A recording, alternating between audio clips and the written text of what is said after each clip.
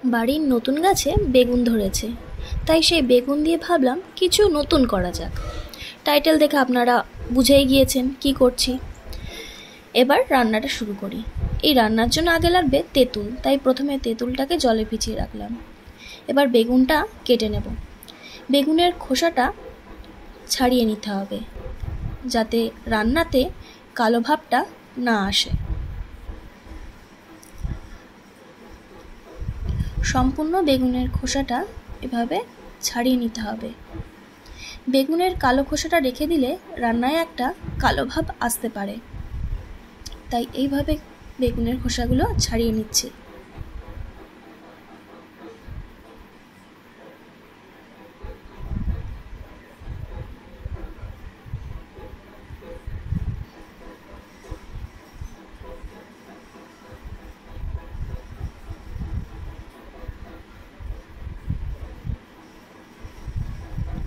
বেগুনের খোসাটা ছাড়ানো হয়ে গেলে বেগুনটা এভাবে ছোট ছোট টুকরো করে কেটে নেব।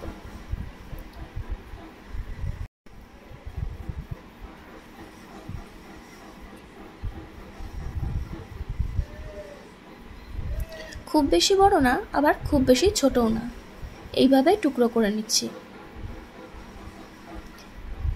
এই রান্নার জন্য আমি একটা বেগুনই ব্যবহার করব, তাই এইভাবে ছোট টুকরো করে কেটে নিই।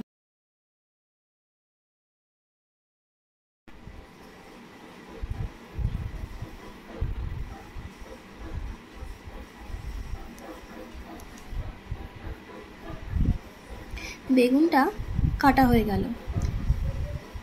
এবার কিছু ভাজা মশলা বানিয়ে নেব। একটা গোটা শুকনো লঙ্কা, হাফ চামচ জিরে আর হাফ চামচ পাঁচফোড়ন শুকনো খোলায় ভেজে নেব।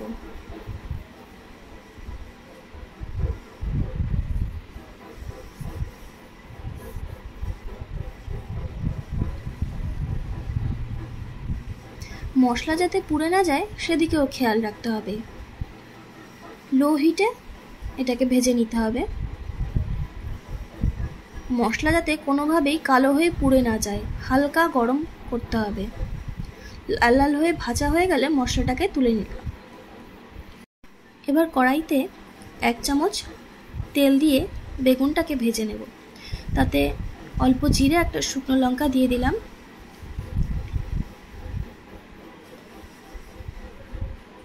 হালকা ভাজা হয়ে গেলে এবার বেগুনটাকে দিয়ে নেড়ে নেব। খুব বেশি ভাজা করব না, অল্প ভাজা করলেই হবে।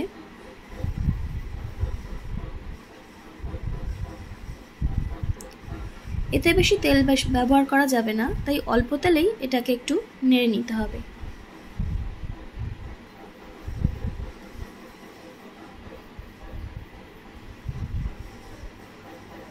এবার এতে হাফ চামচ নুন আর হাফ চামচ হলুদ গুঁড়ো দিয়ে ভালোভাবে ভেজে নেব।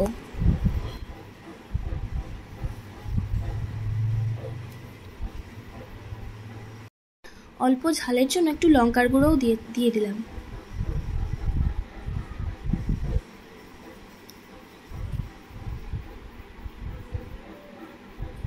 এইভাবে শুকনো শুকনো ভাবে কড়াইতে নাড়তে থাকবো। এবার আগে থেকে ভিজিয়ে রাখা সেই তেঁতুলের পাল্পটা ভালো করে বের করে নেব।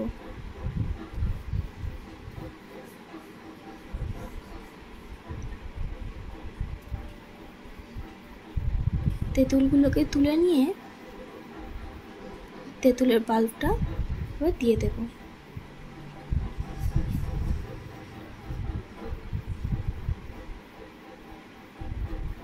আমার এই একটা বেগুনের জন্য 50 গ্রাম চিনি ব্যবহার করছি, আর অল্প কিশমিশ ছিল, সেটা দিয়ে একটু ভালোভাবে নাড়িয়ে নেব।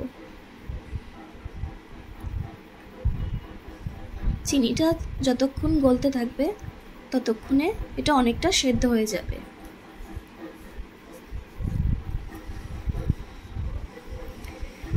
কিছুক্ষণ সেদ্ধ হওয়ার পর এবার ম্যাশার দিয়ে আমি বেগুনগুলোকে একটু চেপে চেপে ম্যাশ করে নেব। যাতে কিছুটা ম্যাশ হয়ে গিয়ে জেলির আকার নেয়।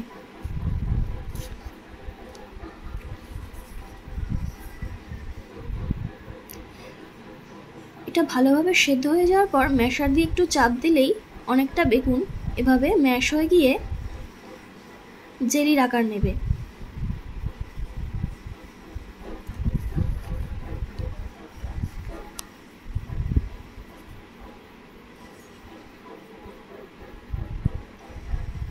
অনেকটাই জেলির মতো হয়ে এসেছে। যেগুলো গোটা গোটা দানা দানা ব্যাপার আছে সেটা একটু সেদ্ধ হলেই ঠিক হয়ে যাবে। এবার সেই শুকনো খোলায় ভেজে রাখা মশলাটা গুঁড়ো করে নেব। খুব বেশি মিহি করে নয়, একটু দানা দানা ব্যাপার থাকবে, এভাবেই মশলাটা গুঁড়ো করে নেব।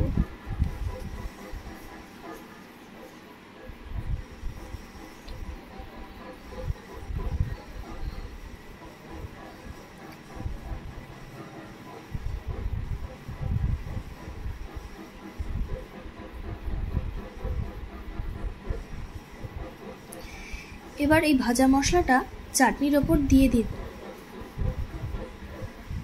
ভাজা মশলা দিয়ে একটু নাড়িয়ে দিলেই ব্যাস রেডি হয়ে গেল বেগুনের আচার বা বেগুনের চাটনিও বলতে পারেন। খাবারের শেষ পাতে এটা খেতে একেবারে মন্দ লাগবে না। বাড়িতে একবার অবশ্যই ট্রাই করে দেখুন, আশা করি ভালো লাগবে।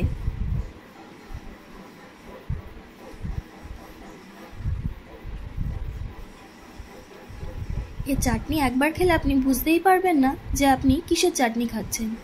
বেগুনের কোনো রকম অনুভবই আপনারা বুঝতে পারবেন না। তার উপর এতে ভাজা মশলা ছড়িয়ে দিয়ে আচার বা চাটনি হিসাবে শেষ পাতে আপনারা পরিবেশন করতেই পারেন। আমার রান্নাটা যদি ভালো লাগে অবশ্যই সাবস্ক্রাইব করবেন।